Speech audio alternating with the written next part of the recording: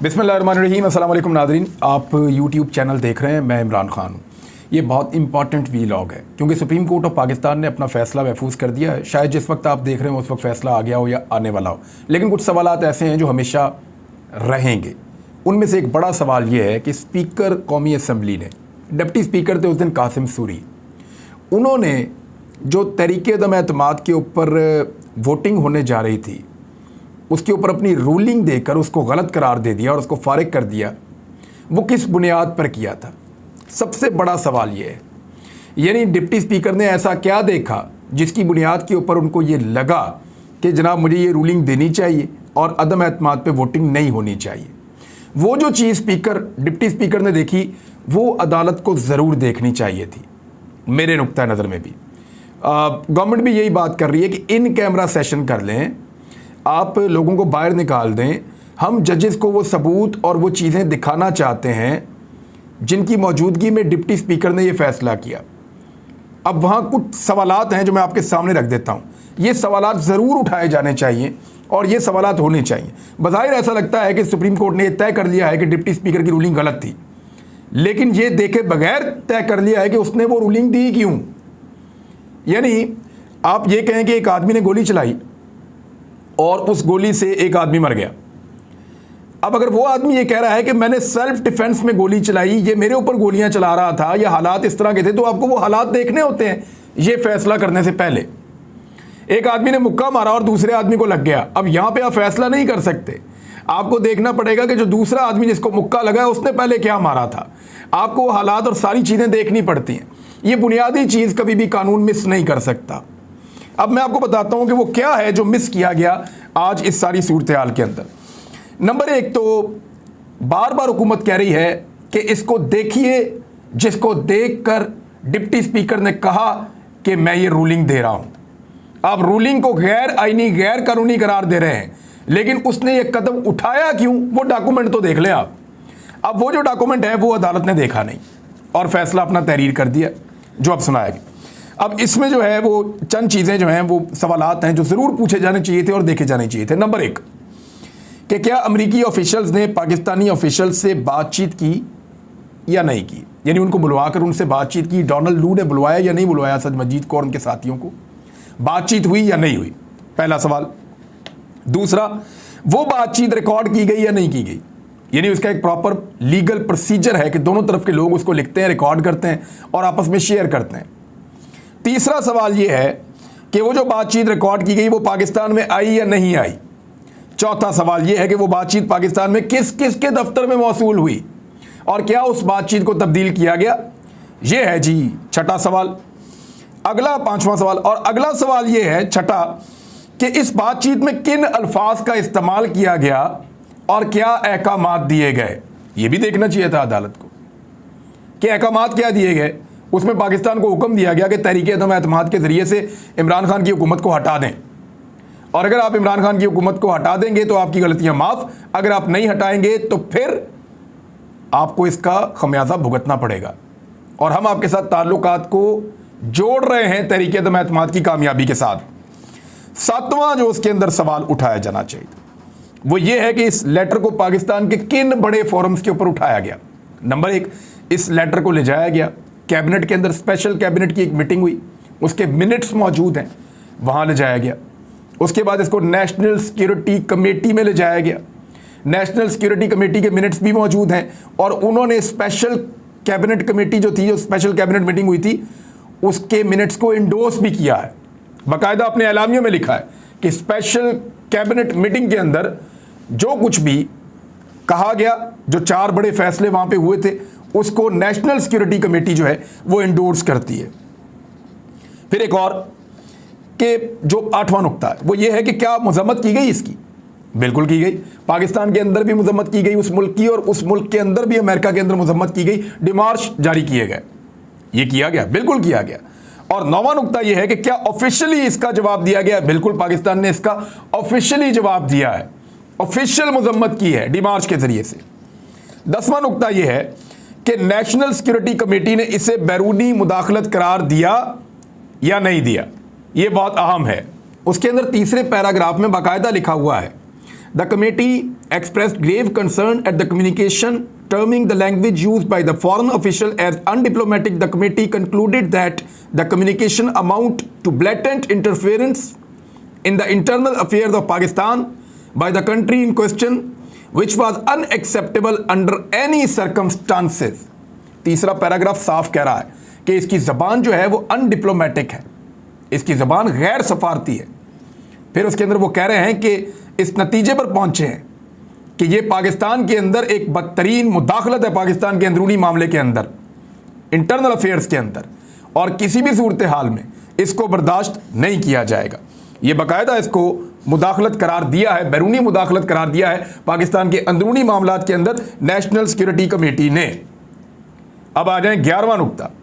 अदम एतमाद से 3 महीने पहले किन किन लोगों को अमरीकी मिलते रहे हैं और किस तवातर से मिलते रहे हैं? क्या वो आम हालात में भी ऐसे ही इन सारे लोगों से मिलते हैं या इसी रैंक के लोगों से वो ऐसे ही मिलते हैं? क्या वो ऐसे ही अचानक सहाफ़ियों से बहुत बड़ी तादाद में मुलाकातें शुरू कर देते हैं? क्या वो ऐसे ही पॉलिटिकल पार्टीज़ के MNAs से मिलते हैं और बाद में वो MNAs मुनहरिफ होकर दूसरी पार्टी में जाकर शामिल हो जाते हैं? ये सारा गेम दिखाई दे रहा है। इन सारी चीज़ों को जब जोड़ कर देखते हैं तो फिर आपको पता चलता है कि डिप्टी स्पीकर ने वो रूलिंग क्यों दी और उसको वो रूलिंग क्यों देनी पड़ी।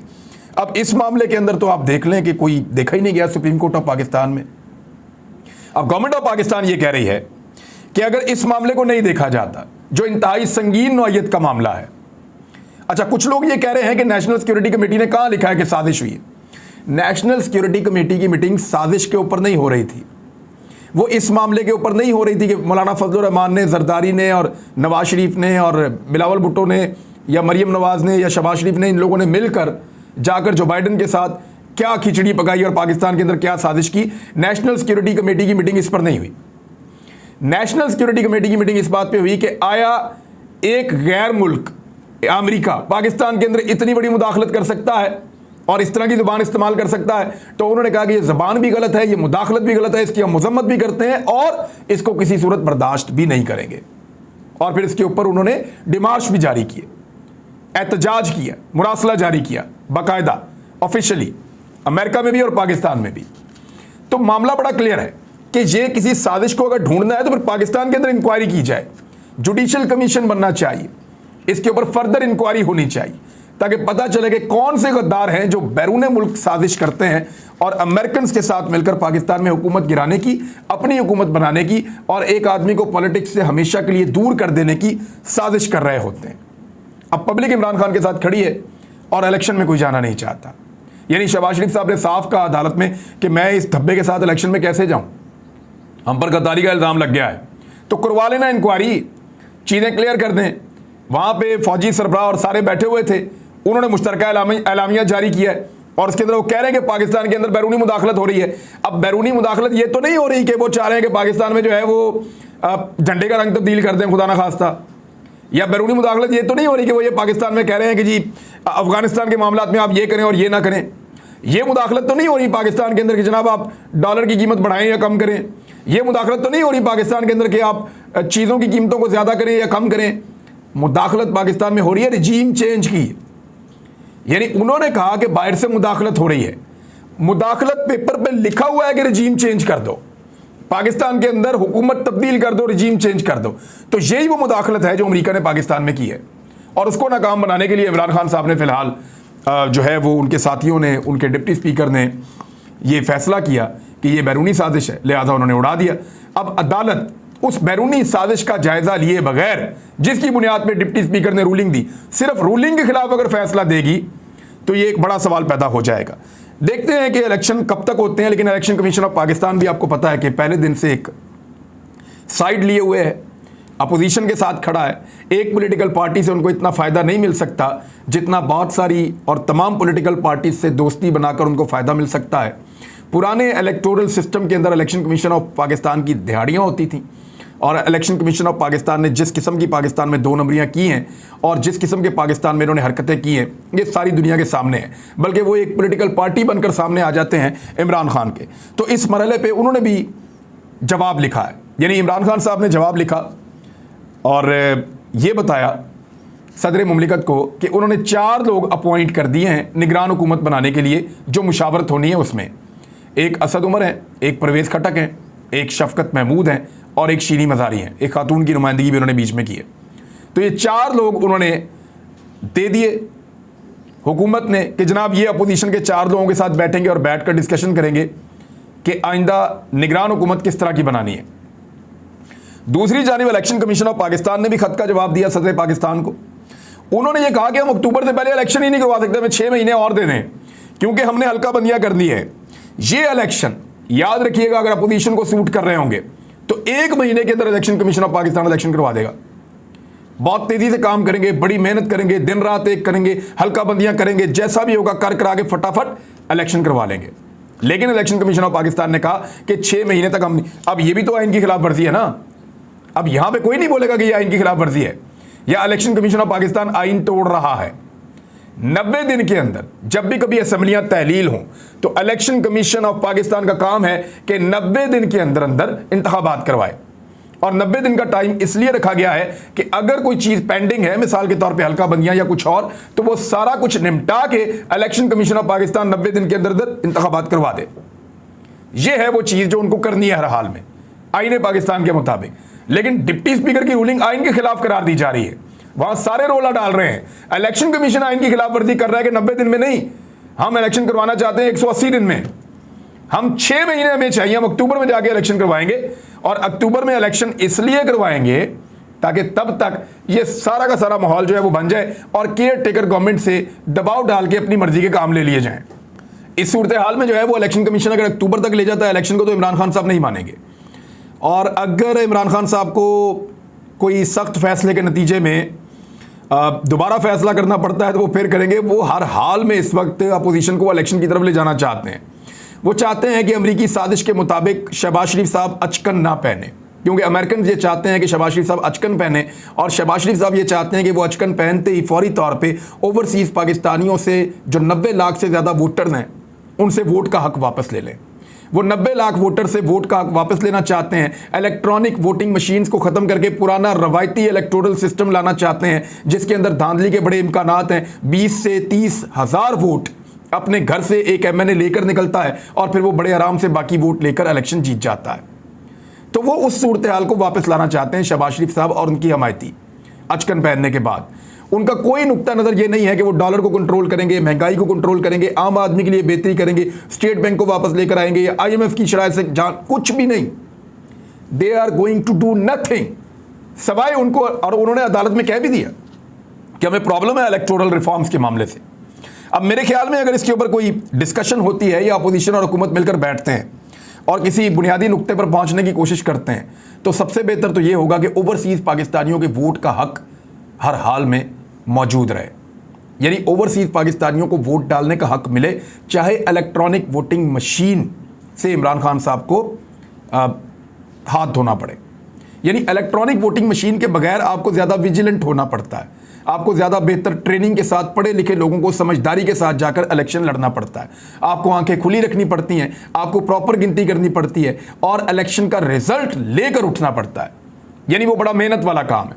जितनी मेहनत आप इलेक्शन लड़ने में करते हैं उससे दुगनी मेहनत आपको इलेक्शन वाले दिन करनी पड़ती है अगर आपने रवायती सियासी जमातों का मुकाबला करना है तो पाकिस्तान तहरीक इंसाफ उसके लिए तो अपने लोगों को तैयार कर सकती है। नौजवानों की एक बहुत बड़ी तादाद है, वो इलेक्शन जीतने के लिए या इलेक्शन फेयर करवाने के लिए आंखें खुली रख सकते हैं। लेकिन ओवरसीज़ पाकिस्तानियों के वोट के ऊपर उनको किसी किस्म का कंप्रोमाइज़ नहीं करना चाहिए और हर हाल में ओवरसीज़ पाकिस्तानियों का वोट जो है वो रहना चाहिए। इसके ऊपर पाकिस्तान तहरीक इंसाफ कंप्रोमाइज़ नहीं करेगी। शायद इलेक्ट्रॉनिक वोटिंग मशीन के ऊपर कंप्रोमाइज़ कर लेगी, लेकिन वो भी उस सूरत में कि जब इलेक्शन 90 दिन के अंदर अंदर होंगे तब वो ये कंप्रोमाइज़ करेंगे। और इलेक्शन 90 दिन के अंदर अंदर होने चाहिए, ये सुप्रीम कोर्ट ऑफ पाकिस्तान को इंश्योर करना चाहिए। जबकि वहाँ एक खबर ये भी आई कि अदालत ने पूछा कि आपको कौन सी इलेक्टोरल रिफॉर्म्स के ऊपर एतराज़ है, तो अपोजिशन उसके ऊपर भी बात कर रही थी। बहरहाल सूरत हाल आपके सामने है, ये कुछ भी करेंगे इमरान खान इनको घसीट घसाट के इलेक्शन की तरफ ले जाएंगे, चाहे इस्तीफे देकर लेकर जाएं, चाहे कुछ भी कर लेकर जाएं, वो इलेक्शन की तरफ ही लेकर जाएंगे। और इस सारे मामले को सुने बगैर, जो 12 नुक्ते मैंने आपको बताए हैं, इनको देखे बगैर, बैरूनी मुदाखलत के सबूत देखे बगैर ये जो फैसला किया जा रहा है जिसकी बुनियाद के ऊपर स्पीकर ने रूलिंग दी थी, उस बुनियाद को देखे बगैर जब अदालत ये फैसला करेगी तो इस फैसले को लोग कैसे याद रखेंगे? ये हम भी देखेंगे। अब तक के लिए इतना ही, अपना ख्याल रखिएगा, अपने इस चैनल का भी। अल्लाह हाफ़िज़।